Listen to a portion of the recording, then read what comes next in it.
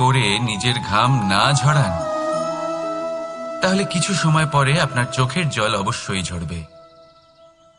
কারণ সবকিছু যদি ভাগ্যের জোরে পেয়ে যাওয়া যায়, তাকে কর্মের দ্বারা সামলে রাখতে হয়। যদি পরিশ্রম করতে থাকেন, তাহলে যা পেয়েছেন তা সামলে রাখতে পারবেন, আর যা যা আপনি পেতে চান তা অবশ্যই পাবেন। কিন্তু যদি পরিশ্রমের থেকে দূরে থাকেন, তাহলে যা পেয়েছেন তা তো হারিয়ে ফেলবেনই, আর যা পেতে চান তার তো কোনো প্রশ্নই ওঠে না, আর বয়ে যাবে শুধুমাত্র অশ্রু। এবার সিদ্ধান্ত আপনার। কি ঝরাতে চাইবেন আপনি? ঘাম নাকি অশ্রু? রাধা রাধা।